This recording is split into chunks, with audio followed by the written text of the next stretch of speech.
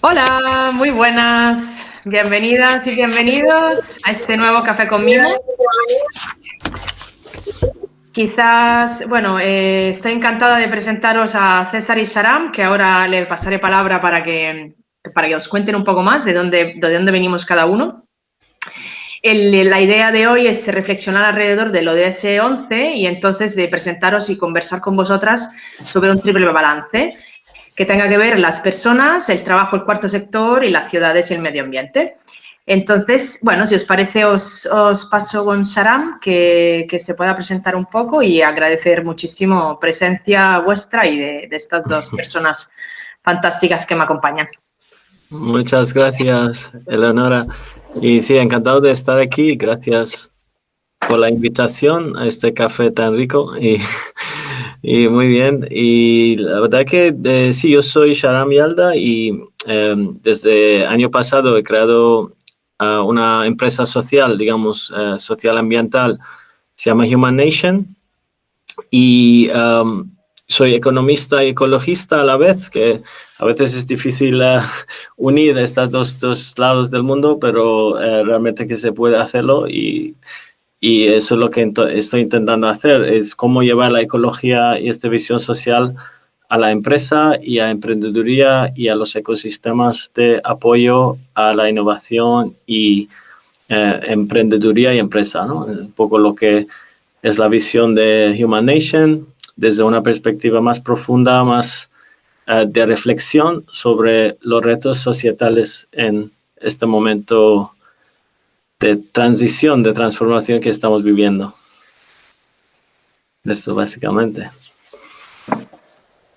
Pues César, si quieres. Buenas. Pues nada, yo soy César, soy ingeniero civil y desde hace un tiempo pues estoy trabajando también por empujar la transformación, ¿no? Y acelerar esta transformación de la sociedad que tenemos que llevar a cabo, ¿no? Hacia una más ecológica y sostenible. Y nada, pues hoy estoy aquí un poco, pues además de ser compañero de Eleonora en Mimo, pues como embajador climático por un programa de jóvenes del Banco Mundial, en el que, bueno, pues estamos trabajando como pues diferentes personas de todo el mundo que nos han seleccionado, pues cómo impulsar esta acción, ¿no? Necesaria y cómo vemos el enfoque desde diferentes ámbitos. Y bueno, pues yo estoy un poco más centrado en el tema de la ciudad, de infraestructuras, comunidades, etcétera. Y bueno, pues aquí estoy para charlar. Me ha gustado con ustedes. Genial, si os parece nos vamos a ir turnando con algunas preguntas que hemos preparado para dar paso luego a la conversación con las personas que estéis aquí con nosotros. Voy a empezar a preguntar a Sharam ¿qué es este cuarto sector de lo que se habla mucho y cómo se relaciona con empresas de triple balance? ¿Cómo está siendo la evolución del cuarto sector en España? Sí, es una buena pregunta, sí. Entonces yo creo que nosotros decimos que somos una empresa de cuarto sector, o lo queremos ser, digamos, porque es un proceso evolutivo, y también que queremos apoyar a las otras empresas que sean empresas de cuarto sector. Entonces el concepto de cuarto sector es bastante novedoso, realmente un poco parecido al tercer sector, cuando surgió en su momento, que había un movimiento realmente para cubrir el hueco que había dejado el primer sector y el segundo sector. El primer sector es el gobierno y el segundo sector es el sector privado basado en inversión, básicamente, ¿no? De las personas, recursos, capital. Y el tercer sector fue una respuesta al vacío que había dejado esos dos sectores, que puede ser temas sociales como los sindicatos o para representar a los trabajadores, o puede ser temas ambientales como Greenpeace o todas esas humanitarias. Al final, todo lo que cae de los lados de actividades que hacen los otros dos sectores tienen que como llenar este hueco, pero el hueco cada vez es más grande pero no voy a cerrar esta puerta, pero que también vemos que ahora estamos en una crisis de sectores, digamos, de alguna forma, porque el gobierno, el tema de gobernanza es en cuestión, un poco de si realmente está sirviendo a la sociedad. en la manera adecuada para tratar las crisis que estamos teniendo y de manera rápida suficiente.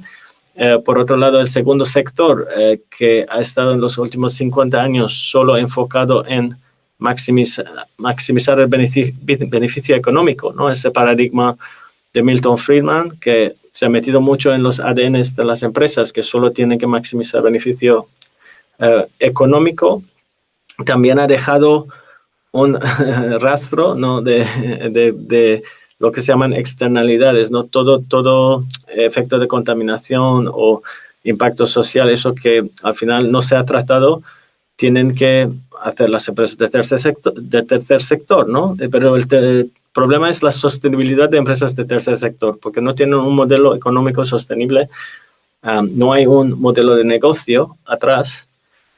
Entonces, lo que está surgiendo ahora son alianzas o empresas sociales que quieren de alguna forma unir modelos de negocio con innovación social y ambiental, que de alguna forma buscar la manera de rentabilizar. Hasta hay preguntas sobre, por ejemplo, si yo estoy solucionando un problema social o ambiental y el gobierno no tiene que tratar eso, que no, de todas formas muchas veces no lo tratan, a lo mejor no tengo que pagar estos impuestos o me tienen que pagar a mí para hacer esta labor, porque yo estoy solucionando, estoy limpiando los bosques, estoy creando agricultura regenerativa que está recuperando el suelo, que está captando carbono, que está dando comida más nutricional, que tiene menos problemas de salud porque no hay pesticidas, menos gente yendo a hospitales. Entonces, digamos, todos estos temas de salud, si una empresa está solucionando, la pregunta es si realmente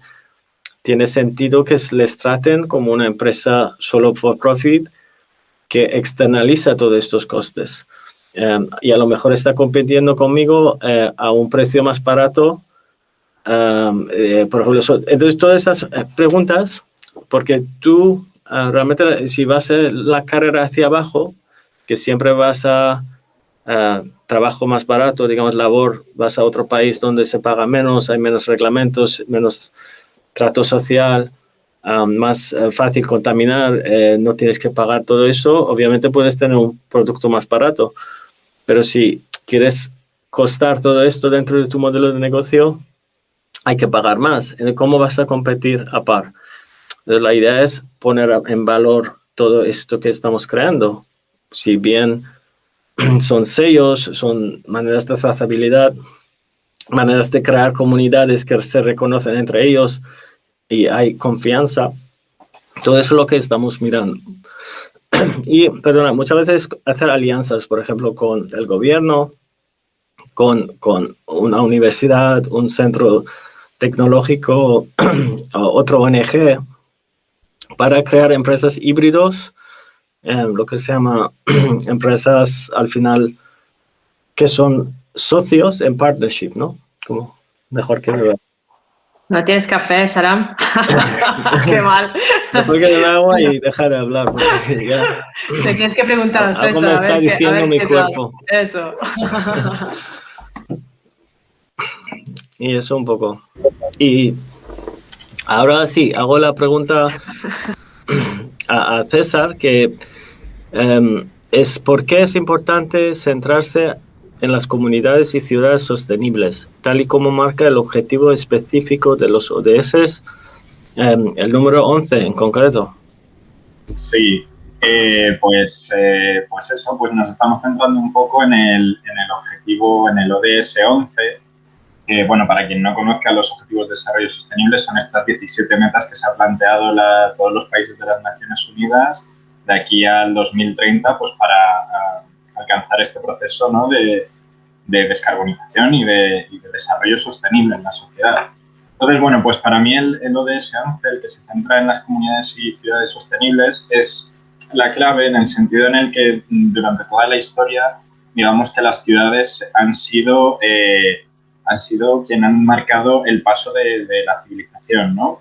Es donde se han asentado el poder político dominante y ha sido debido a la necesidad de las ciudades y de esta élite social por la que se ha impulsado una expansión territorial, ¿no? En muchos casos, pues esta cultura imperial, al fin y al cabo, ha sido promovida por una ciudad y su apetito, digamos, de materias y de bienes de consumo. Pues tenemos ejemplos a lo largo de la historia, desde el mismo Imperio Romano, cuyo nombre viene de una sola ciudad, de la ciudad de Roma, que se expandió por todas partes. Y bueno, pues así ha sido la tendencia, pues desde Londres, París, Moscú.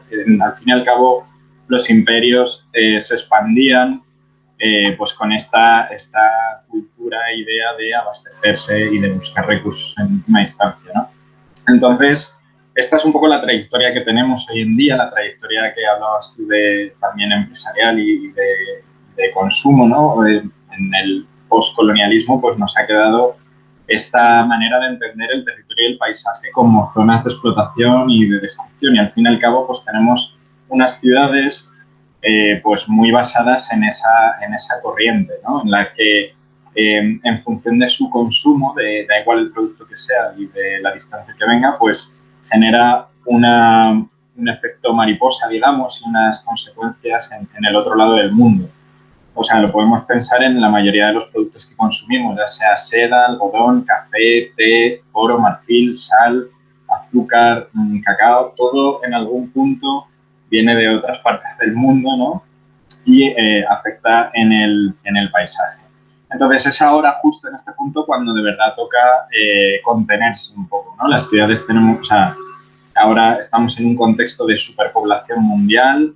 Hemos creado todo este desarrollo en base a una fuente energética que nos estamos gastando, son los ahorros del planeta que solo se pueden usar una vez y ya los estamos gastando, que es todo el combustible fósil que ha estado almacenándose durante millones y millones de años mediante fotosíntesis, que es la única fuente de energía que penetra en la Tierra, y ahora se nos acaba la fiesta, entonces hay que repensar todo nuestro modelo, ¿no? Así que bueno, pues por esto es cuando empieza o sea, cuando es clave en este papel es que las ciudades se miren al ombligo realmente y analicen, o sea, y empiecen verdaderamente a contenerse y a encontrar una manera de vivir equilibradas con su territorio y con lo que ya tienen a su alcance, ¿no? A gran escala. Esto además ya se dijo incluso en la apertura de la que se concibe como la primera cumbre del clima, que fue en 1992 en Río, y que lo dijo el secretario de Conferencia de Naciones Unidas, que dijo: la batalla global por la sostenibilidad se ganará o perderá en las ciudades. Y yo estoy totalmente de acuerdo. Mucha gente piensa que la solución es irse a cultivar una granja y tal, que también, o sea, hay que reequilibrar, evidentemente, la vida rural y de las ciudades, pero precisamente por eso, porque la vida de la ciudad que concebimos ahora está demasiado despegada y tenemos que rediseñarla, ¿no?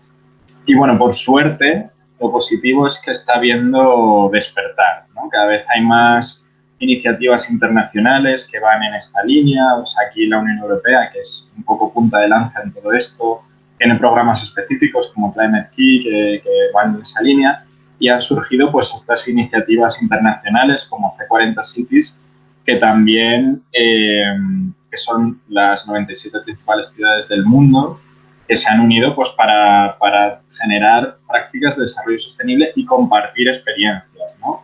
Entonces, ellas, siendo conscientes de que representan 1 de cada 12 habitantes del planeta, estas principales ciudades, y el 25% del PIB mundial, entendiendo que si ellas toman las decisiones de consumo y de modelos de transporte, de modelos de habitar, de utilizar energía, pues el resto del planeta va a continuar, ¿no? Y en esa línea, por ejemplo, pues existe ahora pues están apareciendo muchas diferentes teorías, y una de las más aclamadas, digamos, es la de la economía del donut, de Donut Economy, de Kate Raworth, que ella está asesorando en este aspecto a Ámsterdam, que es una de las ciudades que ha decidido dar un paso adelante, intentar, o sea, para quien no sepa qué es esto de la economía del donut, consiste en entender que en una esfera interior pues tenemos unos límites, o sea, si tenemos que evaluarnos nuestra existencia gráficamente, digamos que en el interior de una esfera gráfica tendríamos los límites de bienestar, lo que necesitamos para vivir, y en una esfera secundaria exterior tenemos los límites planetarios, es decir, ese límite por el cual nuestro bienestar se choca con el bienestar del planeta. Por eso el dibujo gráfico genera un donut, ¿no? Que, bueno, pues es una metáfora, digamos, visual para adquirir prácticas económicas ligadas a la economía circular. Entonces, bueno, yo de verdad creo que el ODS 11 es bastante fundamental y que en última instancia engloba a todos. Y bueno, pues es un camino que tenemos que empezar a continuar.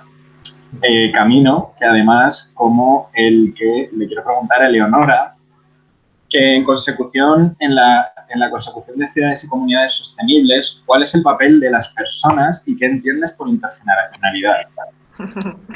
Muchísimas gracias, César. Bueno, aprovecho para presentarme porque la verdad es que me despisté y no lo hice. Yo creo que la mayoría de la gente que estáis aquí ya me conocéis. Me llamo Eleonora Barone, soy fundadora de Mimo desde hace como 6 años. En realidad soy arquitecto urbanista en mi primera vida y lo hago en las segundas, terceras y séptimas, a ver cuántas tenemos.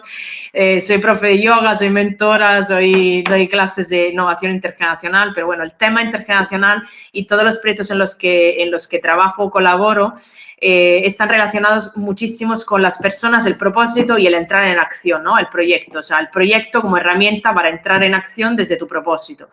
Y pues la intergeneracionalidad y las relaciones en esto de cómo vamos a transitar hacia modelos más sostenibles, a ciudades o comunidades que estén buscando la prosperidad, ¿no? La sostenibilidad, creo que ahora es un momento clave a la vez de todo lo que han apostado y apuntado Sharam y César, porque básicamente estamos intentando recalibrar como sociedad la relación entre personas, entidades, recursos, entorno, ecosistema, ¿no? O sea, al final es una cuestión de tiempo, de relaciones.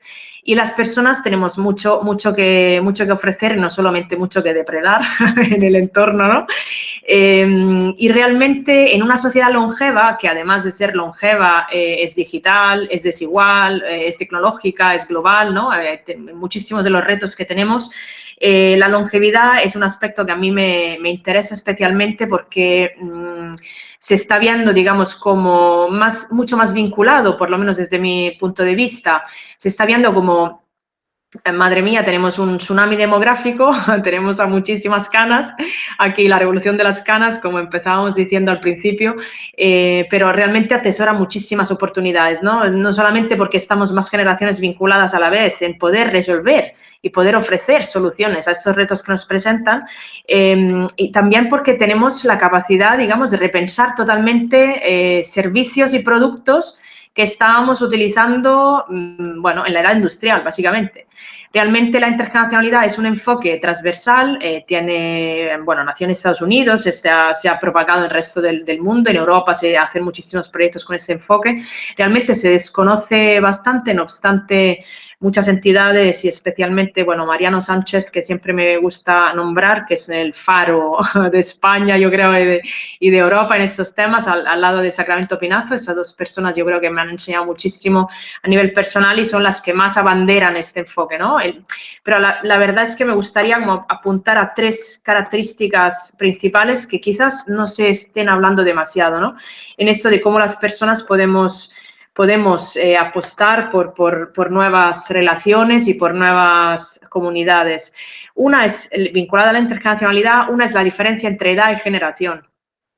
Hay una cosa que especialmente me enseñó Mariano, que es que todas las personas, y esto parece curioso, pero realmente es así, tenemos muchas generaciones a la vez incluidas en nosotras mismas, ahora, en el presente, y cada vez que vamos añadiendo años y experiencia, pues atesoramos más, ¿no? En el sentido que hay una diferencia entre mi cohorte generacional y que yo haya nacido, en mi caso os lo desvelo, 1974, pero por ejemplo vivo en Madrid desde hace relativamente poco tiempo, con lo cual en Madrid sería junior. Si el Ayuntamiento de Madrid quisiera hacer un trabajo sobre los barrios históricos, pues yo no tengo experiencia de este caso, ¿no? Con lo cual en todos los proyectos que quieras empezar nuevos, serías junior en tu experiencia, mientras que dentro de ti atesoras muchísimas experiencias vinculadas al tiempo y esa es la variable, digamos, principal, ¿no? Para entender esto de las generaciones. Esto te abre a muchísimas oportunidades porque no te meten una etiqueta en la cabeza, aunque nos la metan, pero bueno, nos la podemos quitar, de eres X. Yo, como corte generacional, soy generación X. Pero esto en el fondo puede tener que ver con música, cultura, donde nací, etcétera, cosas que influenciaron mi desarrollo desde luego, pero a lo mejor una persona de 46 años igual que yo, igual, incluso mujer o más o menos parecida, puede tener gustos y habilidades completamente distintas de la mía, ¿no? Entonces esa sería como la primera cosa que me gustaría remarcar, diferencia entre edad y generación. Y las dos valen y pueden ser consideradas a la vez, ¿no? Que no consideremos solo la edad para referirnos a la intergeneracionalidad. La segunda sería diferencia entre multigeneración y intergeneración. Eso es muy complicado, parece, pero es como la diversidad de por sí no suma, hay que gestionarla. Entonces, la sociedad de por sí es diversa desde siempre. Ahora tenemos más generaciones a la vez, pero somos multigeneración. Hay muchas que conviven, hacen cosas, algunas colaboran, otras no. Con lo cual, para dar el salto a un ambiente, un espacio, un entorno intergeneracional, significa que tiene que haber un objetivo común y para eso estamos en estas conversaciones también, ¿no? Estamos en las alianzas que decía Sharam, estábamos en intentar ver cómo podemos reconvertirnos en comunidades más sostenibles, pero tenemos que enfocar en cuál es el objetivo común, intentar tener una influencia mutua, intentar conseguir resultados a largo plazo y que esos prejuicios vinculados, en el caso específico de la intergeneracionalidad, a las edades y que las personas mayores son sabias y las jóvenes son innovadoras, que puede ser, pero puede ser que no, cambien, ¿no? Y se conviertan en reales oportunidades para la colaboración. Yo creo que aquí es el reto de todas las entidades y personas de cómo hacemos que esas alianzas sumen, se activen esos cambios, ¿no?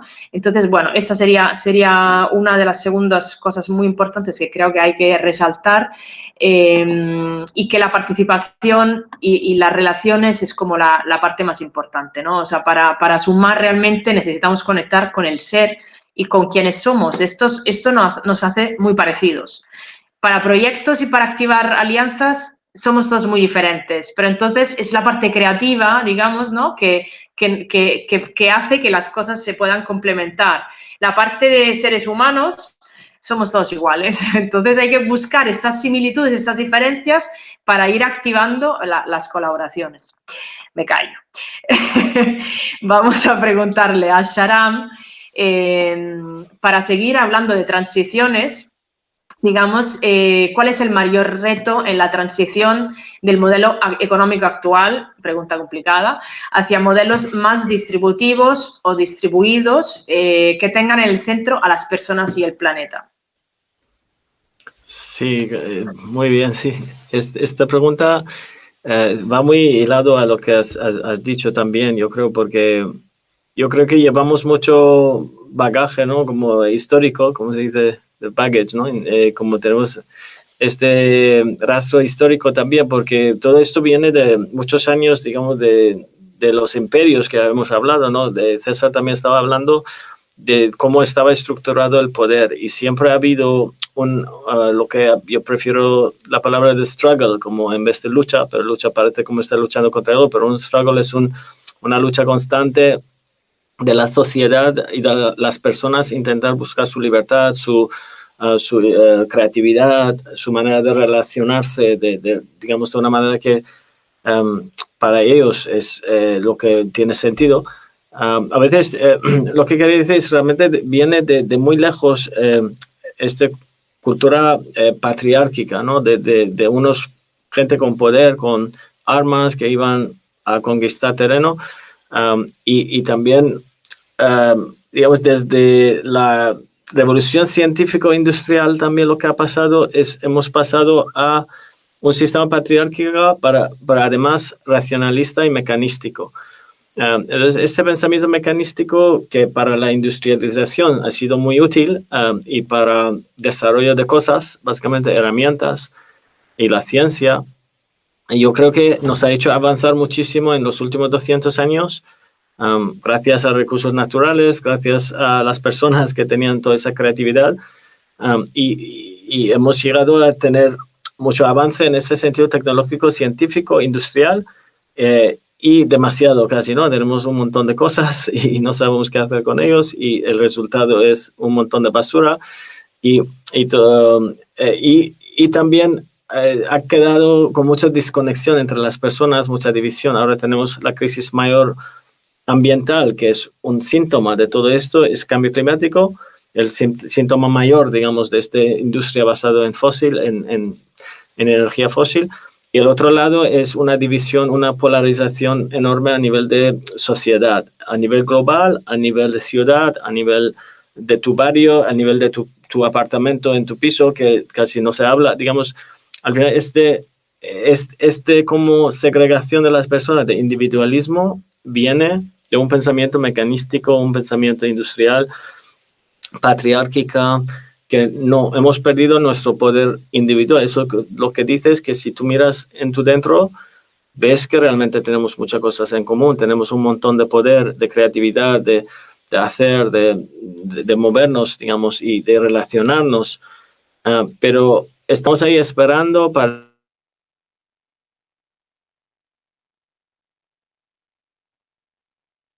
que es el siguiente rollo que hay que seguir, ¿no? O digamos que hemos perdido esta visión que nos tienen que decir de arriba abajo qué tenemos que hacer.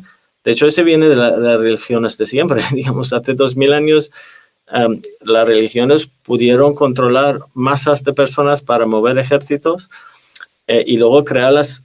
Al final, esos fueran a crear las corporaciones más grandes que tenemos, como el East India Company, que fue, digamos, al final, todo, también la cultura empresarial viene de este sistema patriarcal militar. Entonces tenemos, nuestro ADN de empresa es competitivo. Entonces, eso es el reto, digamos. Entonces, la oportunidad es volver a recuperar esto, porque hemos dejado atrás un montón de conocimiento, digamos, lo que se llama, como se dice, ancient wisdom, como toda esta sabiduría ancestral que tenemos desde hace años y años desarrollado los filósofos, los griegos que han estado pensando en todo eso, las persas, los indios, los yogis, que ahora todo el mundo quiere hacer yoga, pero en su mundo, ¿no? Pero queremos recuperar este conocimiento y hacer reflexión y hacer mindfulness que ellos han estado haciendo hace 10.000 años. Digamos, al final hemos perdido toda esa parte, la inteligencia emocional, la inteligencia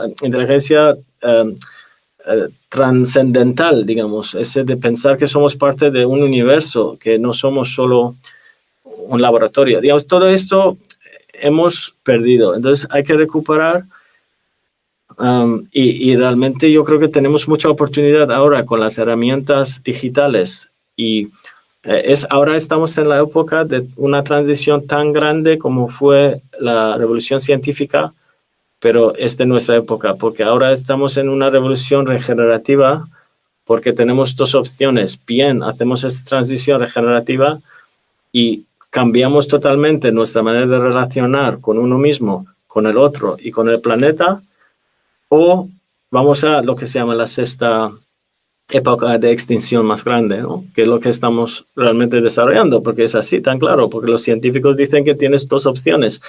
La ONU nos ha dicho que tenemos 10 años para accionar, es la década de acción, porque sabemos que tenemos un punto muy de equilibrio fino para pasar aguja, ¿no? De lo que se llaman de salir del otro lado.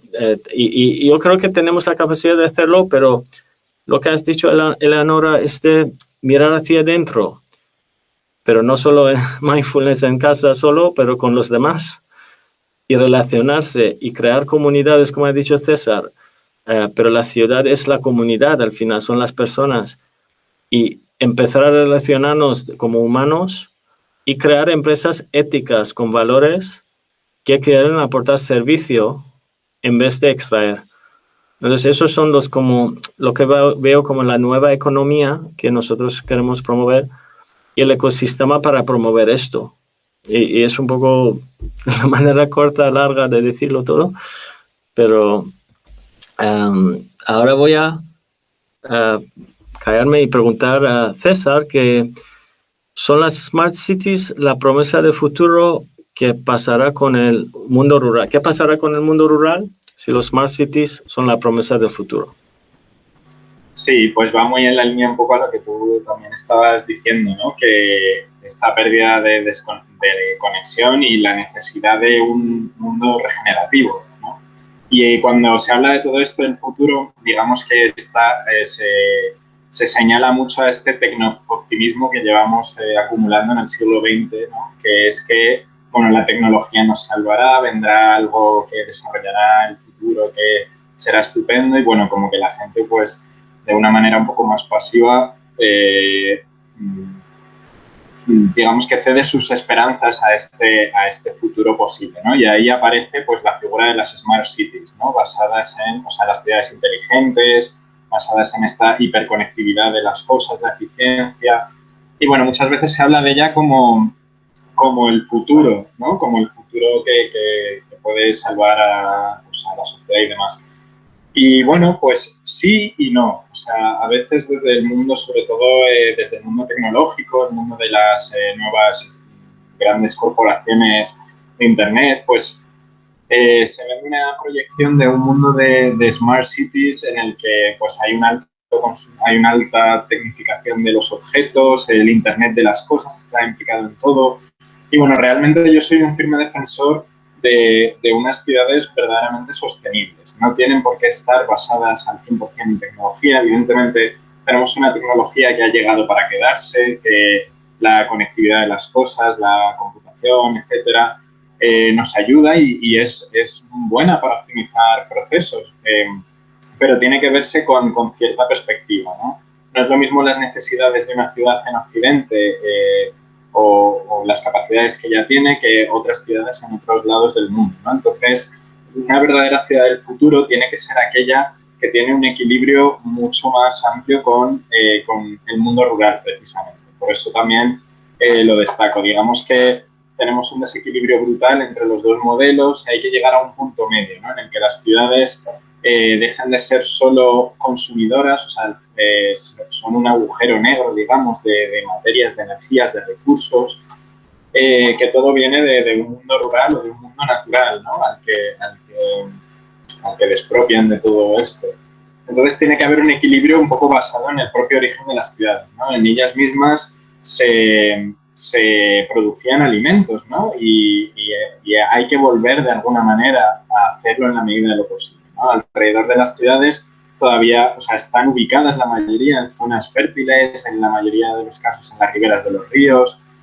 Bueno, pues tenemos que encontrar la manera en este futuro tecnológico de desarrollar las ciudades permaculturales, que llama el autor Toby Hemingway, que tiene un libro que habla sobre esto, ¿no? Sobre la ciudad permacultural, aquella que puede desarrollar otra vez bueno, pues prácticas ligadas a la lógica planetaria, ¿no? Y a la lógica humana.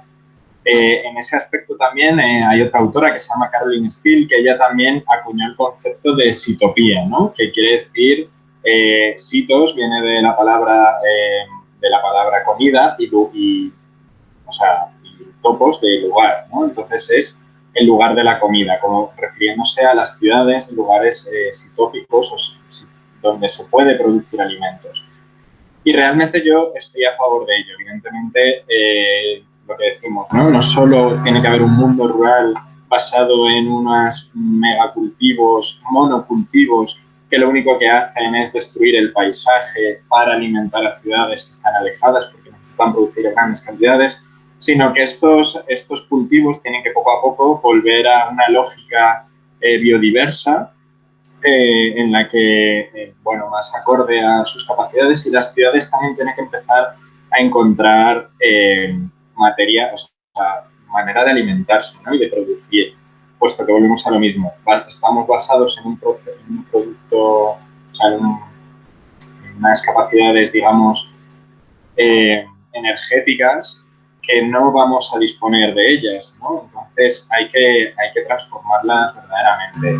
Y también, pues como dice la otra autora, Jane Jacobs, sobre las ciudades, ¿no? Hay un gran capital social, ¿no? Hay que volver a repensarlas para el disfrute de sus ciudadanos, para que vuelva la naturaleza a ella, ¿no? Está el concepto de las ciudades biofílicas, que son aquellas que van a favor de la vida, en lugar del concepto, el modelo que hemos tenido hasta ahora, en las que las ciudades pues siempre se proclaman como enemigos del entorno natural, ¿no? De alguna manera, en el que hasta el sistema de aguas, de canalización, sistema de gestión del arbolado público, etcétera, pues siempre el último criterio es el criterio ecosistémico, ¿no? Y cómo está funcionando respecto al territorio en el que se implanta.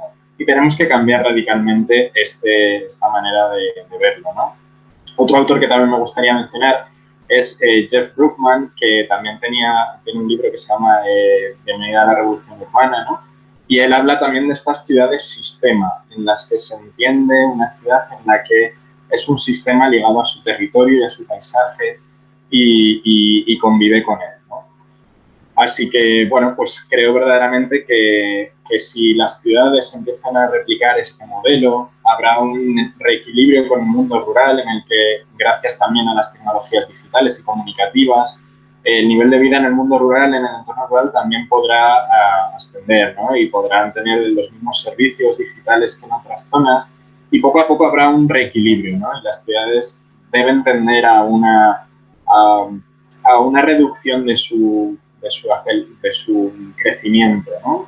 O incluso, pues eso, perder incluso población en favor de los entornos que han estado vaciando durante este último siglo. Así que, bueno, ahí creo que tenemos que tener un poco esta visión en mente. Y en relación con eso, nos dices que la OMS está dedicando una especial atención a las ciudades amigables para personas mayores. Entonces, Eleonora, ¿podemos vincular este modelo al de Smart Cities? Claro, o sea, realmente me encanta lo que comentabas sobre ciudad-sistema, ¿no? Yo, bueno, cojo la introducción para reflexionar un poco sobre esto, ¿no? Yo creo que tanto las Smart City como las ciudades amigables para las personas mayores tienen un foco muy específico. Una, digamos, en tecnología, la primera, ¿no?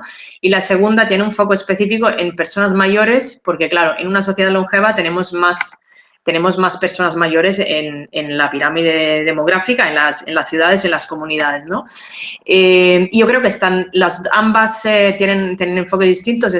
La intención, sí, desde mi perspectiva, digamos, es alinearnos hacia una perspectiva que vincule, que incluya más indicadores, ¿no? Para intentar que estas ciudades sean realmente sostenibles. Pero desde mi perspectiva nos quedamos cortos todo el rato, ¿no? Esto era lo que decía Sharam antes. O sea, realmente la sociedad ha cambiado muchísimo y todo el rato estamos ajustándonos, equipamientos, servicios, productos, estructuras, para ir, pero vamos por detrás, realmente, ¿no? Y yo no puedo, o sea, me parece fantástico, por ejemplo, las ciudades amigables para personas mayores es un movimiento global impulsado por la OMS. Hay 1.100 o 1.114, me parece eso, en 44 países distintos. En España hay 23 ayuntamientos que están trabajando en red y alineados para introducir, digamos, variables específicas vinculadas a la longevidad. Pero claramente mi palanca es la internacionalidad, con lo cual no puedo hacer otra cosa que decir, me gustaría que se introdujera la variable de la persona sin edad.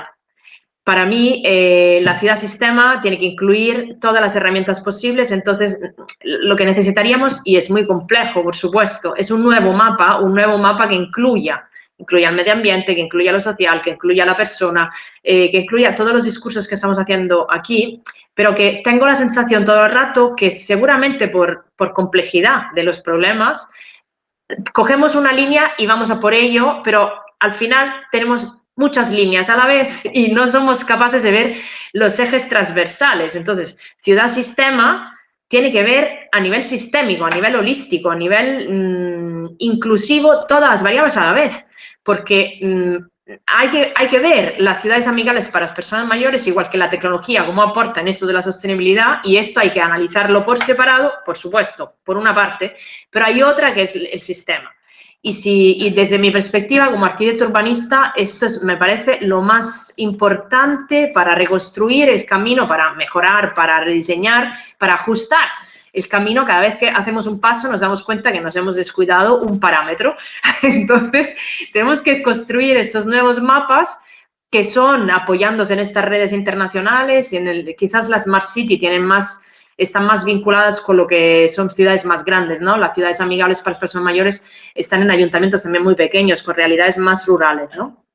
Pero claro, seguimos yo creo que teniendo que hacer un trabajo como más amplio, más sistémico, más holístico, que intente, por supuesto, como aproximación, incluir todas esas variables y construir un mapa que todavía no tenemos, yo creo. Que quizás intenta los ODS, desde luego como faro y como foco, pero que allí también es interesante ver cómo entidades y personas impactan en unos ODS y luego falta la visión transversal para ver si yo estoy aportando en comunidades sostenibles, a lo mejor estoy machacando a otro objetivo.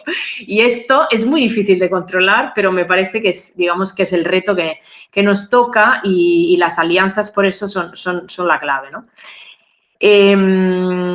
Entonces, hablando digamos, de esta manera de cómo podemos avanzar, devuelvo la palabra otra vez a Sharam para ver qué papel tiene la cultura regenerativa en todo esto y cómo podemos avanzar hacia esta cultura regenerativa de la mano de los ODS, de alguna forma. Sí, también muy relacionado todo, que lo hemos como inventado un poco sobre la marcha, pero está al final teniendo sentido un poquito, pero es que está muy bien. La verdad que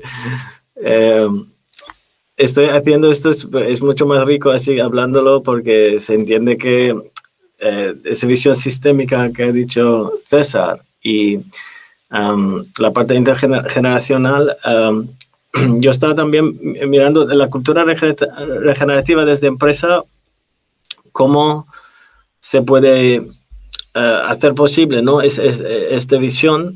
Yo creo que tiene mucho que ver con las empresas también, porque negocio es la manera que ofrecemos servicios, ¿no? Aportamos algo a la sociedad. Y esta idea de qué es un negocio también está muy como un poco pervertido, ¿no? Digamos, un poco como no hemos perdido el sentido de qué es un negocio realmente, que es ofrecer intercambio de servicios, de valor entre las personas.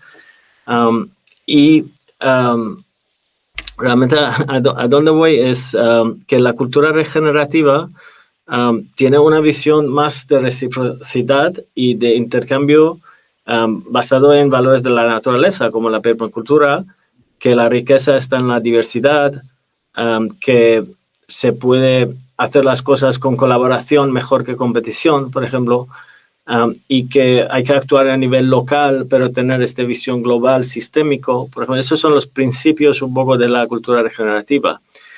Y si lo ves desde esa perspectiva que es realmente basado en cómo funciona el ecosistema, entonces lo que estamos haciendo es conectando con esta inteligencia que estaba diciendo que ya lo tenemos, porque a base de la reflexión y observación de la naturaleza y parar y pensar, ya todo se pone en su sitio, ¿no? Porque ya empezamos a observar cómo funciona la naturaleza, como hicieron los científicos más sabios. Digamos que hay científicos también que hacen las cosas muy bien, para a nivel en una caja cerrada, tienes los inputs, los outputs, y al final, digamos, está muy bien. Pero si empiezas a ver las cosas a nivel sistémico, las relaciones cambian mucho y la manera que nosotros nos relacionamos entre todos, ¿no? Entonces, eso es un poco lo que decías, es la visión sistémica. ¿Cómo se puede llevar esto a la empresa realmente y los ODS? Yo diría que si tenemos una visión más regenerativa, vamos a tener como los ODS por defecto. Eso a mí me gusta. Y desde perspectiva de diseño, porque vamos a ya empezar a diseñar cosas que no crean tantas externalidades. Entonces no tenemos que tratar los problemas que están intentando atacar los ODS, porque estos problemas que tenemos son sistémicos, están creados por el mismo sistema. Entonces, a mí me gusta en el mundo de innovación cuando se dice que, eso dijo Einstein y varios otros, que al final no puedes cambiar un sistema pensando desde perspectiva del mismo pensamiento. Y si quieres cambiar algo, tienes que pensar de otra forma. Entonces, el problema que veo ahora es que desde esa perspectiva más mecanístico, tecnológico que estaba diciendo, estamos intentando llegar a los ODS desde un pensamiento que por defecto está creando los problemas que están definiendo los ODS. Es ¿cómo vas a llegar a esto? Vale, la única manera de hacerlo es hacer las cosas de otra forma. Y yo creo que una respuesta muy interesante es esta cultura regenerativa, porque primero que integra los tres patas de los ODS, que es la sostenibilidad, que es la ecología, la social y la parte económica. Pero también yo creo que integra mucho la parte de propósito personal, porque al final, para tener esta sensibilidad de entender cómo funcionan las cosas de una manera más sensible, hay que hacer un proceso de reflexión, de escucha más profunda. Y hay que tener debates sobre estos temas. Y eso es lo que hacían los filósofos desde siempre, pero ya no tenemos tiempo para eso. Pues es lo que estamos intentando hacer ahora, gracias al COVID, que es una respuesta que dicen que es natural también. De golpe hay más interés de hacer esos debates más filosóficos, ¿no? Pero antes no había tiempo porque tú tienes que producir, tú tienes que ir andando hacia no sé dónde muy rápido. Y eso yo creo que un poco la cultura regenerativa y lo que nosotros queremos hacer es llevar esta filosofía a la empresa, básicamente. Es decir, que cómo vamos a crear empresas con propósito y cómo vamos a definir negocio de otra forma, de manera de intercambio de valor a nivel de comunidades, pero comunidades en red, porque ya tenemos esa posibilidad con la tecnología. De crear redes y cómo vamos a utilizar la ciencia, la tecnología al servicio de todo esto, en vez de al revés. No sé, un ejemplo sistémico, por ejemplo, si un anciano a lo mejor llega a vivir en una ciudad saludable, está como, esa visión me salió como estabais hablando, digo un poco para explicarlo, que si un anciano está viviendo en una ciudad saludable con aire limpio, con comida saludable, unas relaciones saludables que al final, o trabajos que no crean tanto estrés. Y todo eso, a lo mejor, aunque no viva tanto, puede vivir una calidad de vida mejor. Ahora, con la tecnología, hay mucha gente que vive muchos años, pero la calidad de vida de los últimos 10, 20 años es cuestionable. Entonces sí que podemos hacer que sí que la gente está viviendo más, pero ¿está realmente viviendo bien? ¿Está feliz? ¿Está viviendo con una calidad física de vida? Porque a veces se está rastreando a alguien solo con medicamentos y esto, pero es muy triste que la tecnología no permita hacer eso, pero no tenemos esta visión sistémica que a lo mejor queremos vivir menos, pero mejor. Pero no, la tecnología dice, no, tienes que vivir más y más y no pasa nada. Es que a veces no tiene sentido. Y yo estaba pensando que la ciudad inteligente te puede decir que un anciano está a punto de tener un ataque cardíaco, no sé qué, y viene la ambulancia, muy inteligente, muy eficaz. Vale, ahora va a venir, vale, y fenomenal, todo funciona fenomenal, pero no hemos pensado atrás de dónde viene, qué ambiente está viviendo esta persona, qué tipo de trabajo ha tenido, qué relaciones ha tenido, qué tipo de empresa en que ha trabajado o ha podido realizar su sueño de para qué está realmente aquí y qué quería hacer en este mundo. O sea, entonces, todo esto viene de las comunidades, de esta inteligencia más colectiva, más de conciencia y de trabajar. Para mí la cultura regenerativa y es un poco, intentando definirlo, es más eso. Una cosa importante es que es un cambio de paradigma muy importante, porque choca muchísimo con la manera que está funcionando las cosas, que es la cultura patriárquica, la cultura jerárquica, la cultura militar basada en competencia, la cultura puramente tecnológica para eficacia, a pesar de todo. Entonces, hay un choque, entonces esa transición va a ser duro, pero la naturaleza nos va a recordar cada vez con voz más alto que no hay una manera diferente de actuar, porque somos parte de la naturaleza y somos una nación humana, tenemos que aprender a convivir y hacer las cosas mucho mejor. Entonces, esto me lleva... Quería interrumpiros un segundo. Hay dos preguntas en el chat de YouTube. ¿Queremos contestar o qué como te parece, queráis, César? porque tenemos un poco de tiempo y hay otra pregunta para ti también, sí, César. Yo diría que podemos cerrar este ciclo ya y, o sea, terminamos un poco lo que teníamos planeado y ahora ya respondemos, ¿te parece? Vale, pues entonces te tocaría...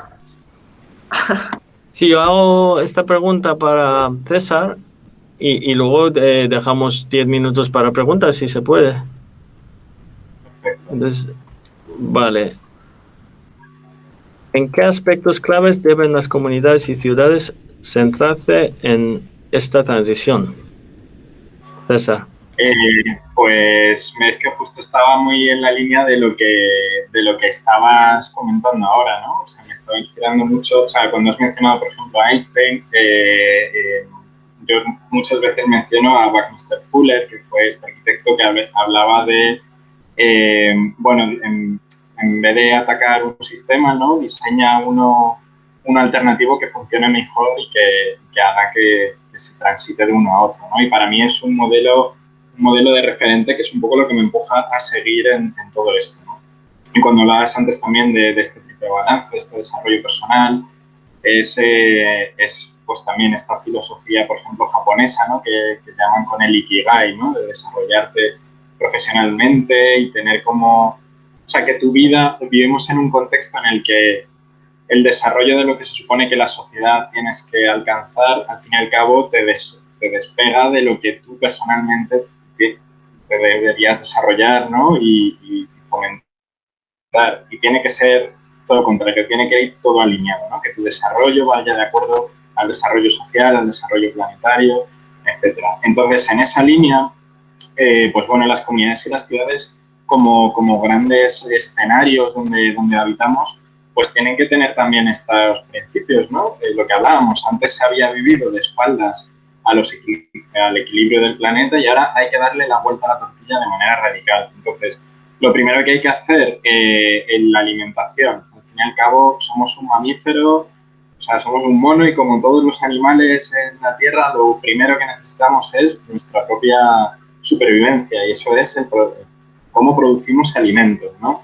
Entonces tenemos que volver a esa soberanía alimentaria en la medida de lo posible. Evidentemente seguirá existiendo un intercambio comercial a lo largo del planeta porque ya vivimos en este sistema planetario interconectado que es maravilloso en muchos aspectos, pero tenemos que darle la vuelta a ese sentido de que tenga precisamente sentido, ¿no? Entonces hay que buscar en la medida de lo posible la soberanía alimentaria en los territorios y bueno, pues comerciar con el excedente, ¿no? De una manera lógica, sin destruir y sin permanecer, o sea, sin permitir pobreza, etcétera, ¿no? Hay ejemplos que en muchas ciudades han empezado a hacer esto. Uno de ellos, por ejemplo, que a mí me gusta, bueno, el Katmandú han empezado a hacer un modelo de ecociudad, ¿no? Y otro de ellos es la ciudad de La Habana, precisamente por una cuestión del bloqueo comercial que sufrió Cuba por Estados Unidos, el petróleo y demás. Ellos tuvieron que acelerar su proceso de transición de producción de alimentos con muy poco petróleo, porque hoy en día cualquier tractor, cualquier camión que utilices, todo necesita grandes cantidades de energía, pero Cuba, pues en este proceso tuvo que aprender a cultivar sus propios alimentos, ¿no? Entonces, en la propia ciudad, pues se produce muchísimo alimento que se consume ahí mismo, ¿no? Entonces, este es uno de los ejemplos. Otro, la movilidad también. Pues la movilidad, evidentemente, estamos basados en un modelo desde que Henry Ford creó la cadena de producción de coches, pues ¡pum!, se ha desdibujado el mundo urbano de cara a favorecer al vehículo privado. Ahora tenemos que rediseñarlo por completo. Este vehículo es un modelo que consume muchísima energía. Pensemos que no tiene sentido que para mover a una persona de 70 y algo kilos, como es mi caso, tengo que mover una máquina de 1000 kilos de acero, de hierro, de tal, para moverme a mí, ¿no? O sea, pensemos en el ejercicio físico que es eso, o sea, el mover ese pedazo de estructura y lo hacemos todos los días, ¿no? Volvemos a lo mismo, no es nada eficiente desde el punto de vista planetario, entonces, pues tenemos que volver a las bicicletas, al sistema compartido. Evidentemente el coche eléctrico existirá, pero apoyado en las tecnologías, pues será a demanda y podrás compartirlo, habrá minibuses, habrá un montón de sistemas y la historia es que todo esto tiene que darse por igual, tanto en el mundo urbano como en el mundo rural, porque será la manera de equilibrarlo, que es lo que hablábamos antes, ¿no? Y es posible, será posible si hay la voluntad de hacerlo. Luego está el factor de la energía, que también lo hablo todo el rato, ¿no? Evidentemente el uso de energías renovables y el uso de buscar energías que no generen CO2 y en caso de generarlos que fueran de circuito cerrado, es decir, para aquellos sistemas que requieren una alta energía, como siguen siendo los aviones, pues ya existe el tema de los biocombustibles, ¿no? Basados no tanto en las plantaciones, que al fin y al cabo destruyen zonas de ecosistema o de alimentación para personas para favorecer a los combustibles, lo cual no está bien, pero se puede investigar en la línea de las algas, ¿no? También existen ahora combustibles sintéticos que a raíz de, el Power to X, ¿no? Que es un nuevo sistema en el que digamos que se utiliza el hidrógeno y se vuelve a generar como combustible otra vez, ¿no? Entonces se fija, digamos, CO2 e hidrógeno y se generan una especie de combustible químicamente sintético, ¿no? O sea que hay maneras que se podrán hacer para que el circuito sea cerrado. Y luego, otros dos factores importantes, los residuos. A mí siempre me gusta decir que una sociedad, basado también en este pensamiento permacultural que imita la naturaleza, ¿no? En el que en la naturaleza todo residuo, digamos, es el producto del siguiente sistema, ¿no? Entonces, tenemos que concebir esto de cara a la economía circular, que también hablabas, en este mercado empresarial en el que, imitando a la naturaleza, el subproducto o el desecho de un proceso, pues será el producto del siguiente, ¿no? Y de ahí también todos nuestros residuos no tienen que verse como residuos, tienen que verse como materia prima no utilizada, ¿no? Y a mí me gusta una frase que es que el desarrollo de una civilización se mide en cómo gestiona sus residuos, ¿no? Entonces, tenemos que ser esta civilización ilustrada, global, en la que entendemos que todo va a tener un impacto, todo circuito, toda línea de producto, hay que pensarlo desde la cuna, from cradle to cradle, ¿no? Que hablan ahora en el mundo del diseño, desde la cuna hasta la cuna otra vez, o la tumba, ¿no? De pensar todo esto. Y por último, el valor también de la sociedad. Evidentemente, como decías también antes, que me he apuntado por aquí, sobre vivir más y mejor, ¿no? La humanidad, en última instancia, somos la única especie cuya existencia depende de nosotros mismos, ¿no? O sea que si lo vemos en un concepto planetario de especie, pues es bastante absurdo que nosotros somos quienes sentamos las bases de lo que nos sucede en gran escala, ¿no? Entonces tenemos esta capacidad y podemos verdaderamente aprovecharla para el bien común. Entonces es muy importante vivir en una sociedad basada en los cuidados, en el desarrollo personal, en las habilidades personales. Al fin y al cabo hemos venido a este mundo de momento a experimentarlo, entonces hagamos lo mejor posible de nuestra experiencia de vida, ¿no?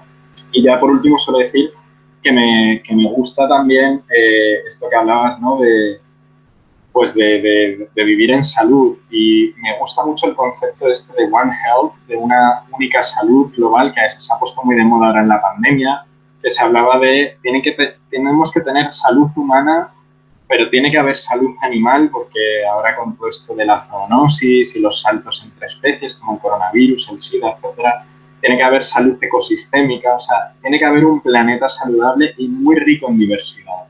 Entonces, todos nuestros procesos, todo nuestro modelo de consumo, de producción, de habitación, de ciudad, etcétera, todo tiene que generar ecosistemas, estar basado en pensamiento ecosistémico y vivir lo más parecido posible a un ecosistema, ¿no? Y eso es lo que fomentará este desarrollo regenerativo. Y ya en esa línea, Leonora, mi última pregunta para ti es, en definitiva, ¿cómo podemos activar la intergeneracionalidad para transitar hacia estos nuevos modelos de los que estamos hablando?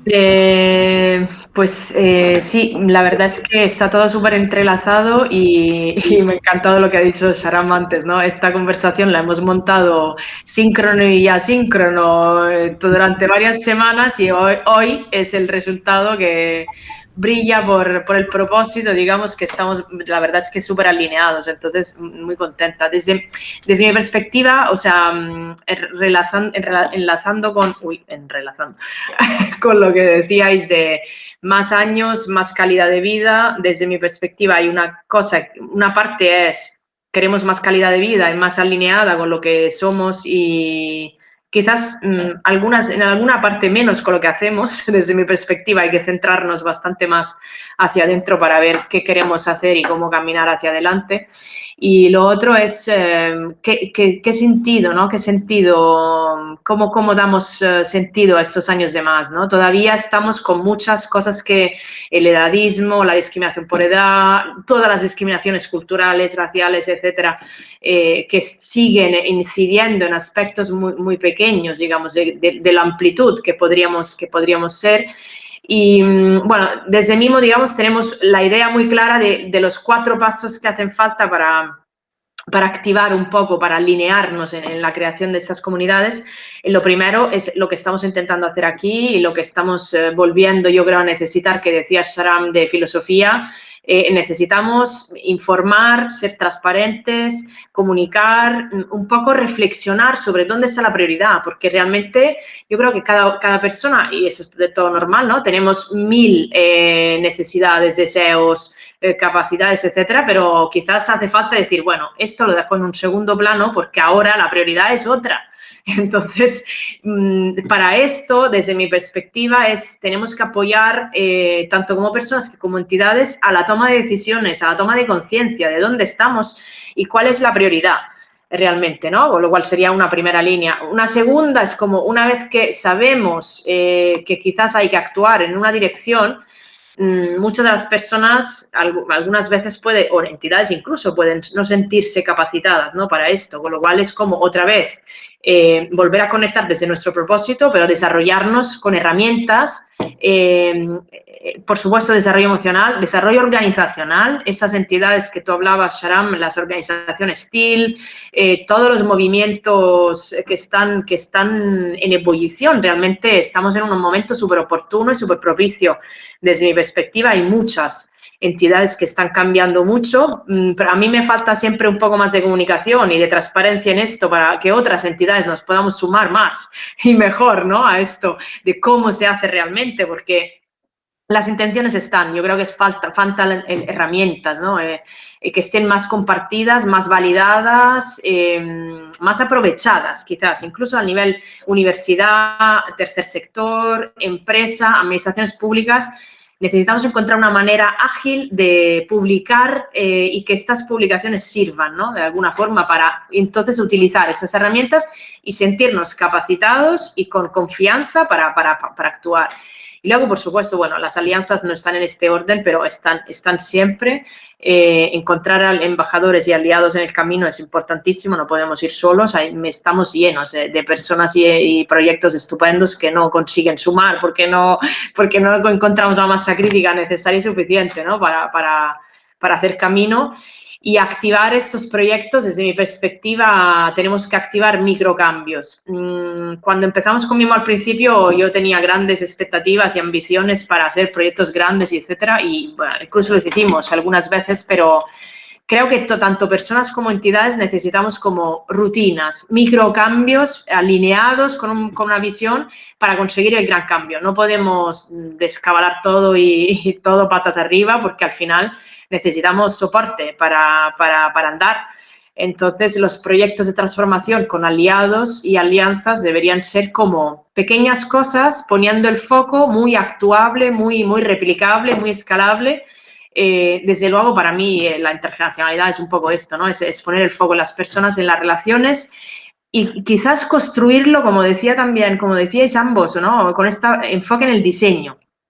Como arquitecto, para mí eso es fundamental. Tanto el mapa como el diseño es importante. Visión sistémica y visión de detalle. A la vez, lamentable, es difícil, pero es así.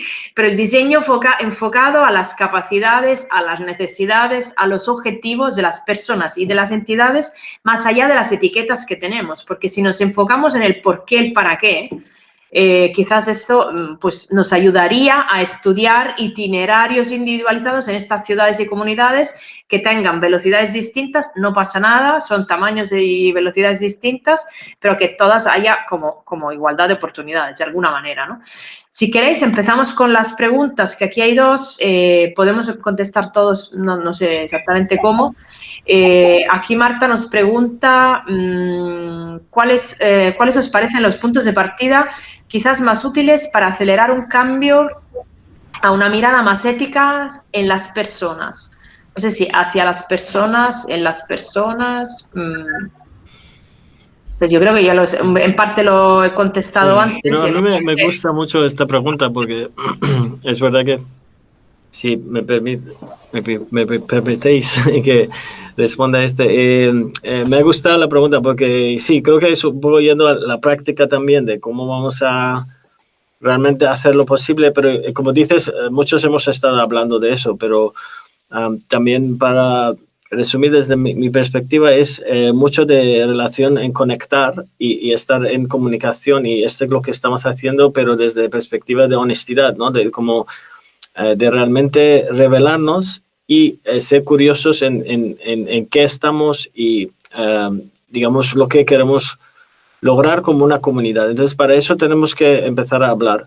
Y yo creo que crear comunidades de confianza, por ejemplo, porque estaba hablando con una empresa que se llama Social Enterprise International, y ellos estaban diciendo que nosotros, primero que no pedimos facturas a ningún empleado para ningún proyecto, porque si alguien me dice que esto va a costar 200 euros, tenemos esta confianza. Pero eso para mí fue como, wow, un poco chocante. Y segundo, que las personas que quieren hacer algo, digamos, no ético en una empresa, no van a querer trabajar aquí, porque aquí estamos tan transparentes que todo el mundo siempre se pregunta al otro cómo estáis hablando y está siempre charlando qué has hecho ahí. Entonces, al final, esta cultura no permite de un tipo de conducta. Digamos, esto me pasó, por ejemplo, cuando hace años fui a Impact Hub y le decían eso de confianza, que tiene que lavar los platos, y sí, siempre hay 1, 2, 3, o a veces yo también, que tengo prisa, lo dejo ahí, que no lo lavo. O sea, pero al final hay esta cultura de confianza que está basado en un bien común. Pero el opuesto de esto es una cultura basada en dividir y conquistar. Yo creo que, y de individualismo, porque si estamos todos en nuestro individualismo, lo que quería decir es el contrario de lo que está pasando un poco ahora, es que es muy fácil de vernos como extraño al otro y no tener esta confianza porque estamos muy individualizados, ¿no? en nuestra manera de conducir. Y yo creo que tenemos que estar también conscientes de que siendo así, sin tener esta cohesión social, es más fácil ser manipulado por las fuentes de comunicación, por la manera de educación más institucional, porque todo lo que estamos aprendiendo es un poco desde esa perspectiva de las diferencias que tenemos. Como ha dicho Eleonora, cuando empiezas a hablar con alguien y empiezas a ver a ti hacia ti mismo, ves que tienes un montón en común. Y ya estos se rompen, ¿no? Estas diferencias. Yo creo que ahí tenemos que crear comunidad. Y eso básicamente, otra cosa yo creo que a nivel muy práctico es la igualdad. Decir que en estas empresas o comunidades que creamos, la igualdad de distribución de valor es muy importante, porque tú no puedes distribuir el valor y la riqueza de una forma no equitativa, porque la gente que todo está trabajando ahí está creando valor, y si todo se está llevando hacia arriba, eso no va a crear una cultura de igualdad, no va a crear una cultura de jerarquía y de explotación al final, porque al final lo que está pasando es que el valor, ese es el problema de capitalismo modo que tenemos ahora, porque el capitalismo distributivo y bueno puede servir para la creatividad, emprendeduría y todo eso, pero ese capitalismo más centralizado, que de hecho algunos lo llaman capitalismo feudal, está creando un sistema donde ahora tenemos 1% de la población mundial que tiene 80% de la riqueza, y de hecho todos son hombres, ¿sabes? Y todos tienen alguna plataforma, pero por ejemplo Bill Gates, que tenía plataformas, ahora está comprando un montón de terrenos, semillas genéticamente modificadas, porque al final ellos no quieren solo controlar las personas a través de las plataformas, quieren también controlar la manera de producción y consumo. Es el mayor donante al OMS. Es muy influyente en el FAO, ¿no? La Organización de Alimentación, ¿no? Y entonces ahora estas instituciones ya no son representativos de los países democráticos, ¿no? Son unos pocos que están influyendo la política, ¿no? A nivel global y nacional. Entonces yo quería decir que eso para mí es importante, hacer este cambio, transición desde abajo arriba. Por eso, crear comunidades resilientes a base de alguna cultura regenerativa que ha explicado un poco César. Tenemos una segunda pregunta de Machalen que estaba preguntando por qué necesitamos la visión sistémica y para qué, y por qué detalle y sistema, digamos. No sé si podemos añadir algo en ese sentido. Sí, bueno, yo solo decir que nada, por un poco también de lo que estaba diciendo antes Sharam, que solo añadir que en parte esta acción, ¿no?, se genera empezando, ¿no? Y que un primerísimo punto pues es esto que estamos haciendo ahora, ¿no? Hablar de alternativas, o sea, yo siempre digo que para mí hablar de cambiar el mundo es cambiar el mundo, es empezar a hacerlo porque empiezas a dibujar una nueva narrativa, un nuevo discurso que a veces estamos faltos, ¿no?, de imaginarios, de soluciones. Volvemos a lo mismo, llevamos una inercia muy grande y un mundo muy abrumador quizá en cifras, en esto. Entonces es bueno lo que estamos haciendo hoy en día y es bueno compartirlo, empoderarse, generar este tipo de discursos. Y lo mismo, yo también en el ámbito cultural me encanta la creación de movimientos solarpunk, ¿no?, que habla de esta creación de imaginarios de futuros utópicos posibles, ¿no?, basados en utopías realistas a las que podemos llegar muy pronto si la humanidad empezamos a hacer las cosas bien. Entonces, en esa línea, enlazando con lo que preguntaba Machalen, evidentemente hay que pensar en sistema porque hasta ahora nuestro pensamiento siempre había sido individualista, ¿no? De yo optimizo mi producto o optimizo mi proceso, pero no me importa nada dónde va a acabar después o este material lo utilizo porque me interesa, pero me da igual de dónde venga, la extracción, hacia dónde va, quién lo hace, en qué sentido, ¿no? Entonces, en ese sentido, desde la pequeña escala también, desde el sistema de tu grupo, tu comunidad, una solución tiene que beneficiar a la mayoría, pero también tiene que beneficiar, a todos en realidad, tiene que beneficiar a tu sistema secundario, a tu sistema terciario, ¿no? Como a las diferentes zonas en las que interfieres, porque volvemos a lo mismo, imitando un poco a la naturaleza y este pensamiento de ecosistema, todo interfiere con todo en una mayor o menor escala, ¿no? O hay una relación directa. Entonces tenemos que empezar a pensar así. Y me gusta mucho una cita de Donella Meadows, que ella decía que el todo es mayor que la suma de las partes. Entonces tenemos que pensar en esta contribución, ¿no?, de, aunque yo tenga mi pequeña empresa o haga mi pequeño proceso o viva en este lugar o produzca X, todo tiene un contexto enorme y si cada persona empezamos a pensar en un formato sistémico de cómo beneficio o perjudico al conjunto, pues el mundo podrá ir mucho a mejor, ¿no? Si empezamos a plantearnos esto en cómo genero esta cultura regenerativa desde mi pequeño espacio de poder o de interacción o de trabajo. Pero César, estoy muy, muy de acuerdo y añadir una cosita que yo creo que también es cuestión existencial, porque una cosa es, sí, hay que hacerlo porque tiene sentido, porque como bien has dicho, la suma es más, pero también es que si no lo cuidamos el sistema se cae por encima, porque lo que hace un individuo es solo parte de un sistema. Entonces, por ejemplo, hay mil ejemplos, ¿no?, a nivel ecosistémico. Uno es cambio climático, porque cada uno a nivel individual ha hecho con su cochecito, viajes. Eso no tenía las industrias, cada individuo quiere producir más, lo que sea, porque al final a veces nos preguntamos ¿para qué estamos conduciendo? ¿Para qué estamos produciendo? ¿Qué estamos produciendo? ¿Por quién? ¿Para qué? Pero a nivel individual a lo mejor tiene sentido, cada uno tiene, pero a nivel global estamos cambiando la atmósfera, ¿no? La clima, entonces está afectando a todos. Eso por un lado, y por segundo, yo creo, digo, otro ejemplo es este de bien común, porque si cada uno, por ejemplo, ahora lo que está pasando con esta desigualdad social está creando mucha polarización y es muy peligroso. Es que mañana, ¿sabes? La gente que no tiene respuestas regenerativas y un camino hacia donde caminar por el enfado y la frustración, que también es muy, digamos, merecido tenerlo, porque, digamos, al final, porque hay muchas razones por tener esa frustración, puede estar buscando soluciones radicales, extremistas, que además muchas veces les venden, porque les venden como una solución que realmente no es solución, sabemos. Los vuelve a crear otro problema mayor o volvemos atrás hacia modelos que ya sabemos no han funcionado y no estamos creando un nuevo camino.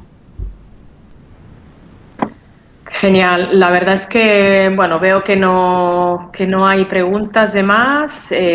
No sé si es buen momento, ya que llevamos aquí dando la lata bastantes minutos, me propongo hacer un micro resumen para saludarnos. Realmente, recogiendo lo que habéis dicho, un poco me gusta la idea de que los ODS serán un resultado. En cuanto a que nos daremos cuenta que estamos trabajando bien, pero que si los problemas sistémicos que tenemos ahora se han generado desde nuestro mismo sistema, pues incido, porque me encanta, es que tenemos que generar estos nuevos mapas que nos hablen de una relación distinta y un poco mirando fuera del sistema, de alguna manera, ¿no? Y si el todo es mayor de la suma de las partes, esto nos repite que somos uno realmente, planeta, personas, entidades, etcétera, pues ahí construyendo el camino. Yo espero que haya muchas más conversaciones de ese tipo en otros entornos, en un café con Mimo la próxima vez, en la página web de Human Nation, en nuestros LinkedIn, bueno, en redes, estamos súper accesibles, así que somos ciudadanos del universo. Yo creo que ha sido realmente fabuloso. Habría que hacer esto más y quizás tener espacios para realmente co-crear, ¿no? Un poco más hacia aterrizando. Pero bueno, seguro que habrá más oportunidades. Todas las personas que nos vais a ver en el futuro, también os agradecemos, y cualquier comentario o abrir más líneas de posibles colaboraciones, estamos encantadas, todas las personas y entidades que estamos aquí. Y no sé, pues agradecer muchísimo a Sharam y César, que me he sentido súper bien acompañada.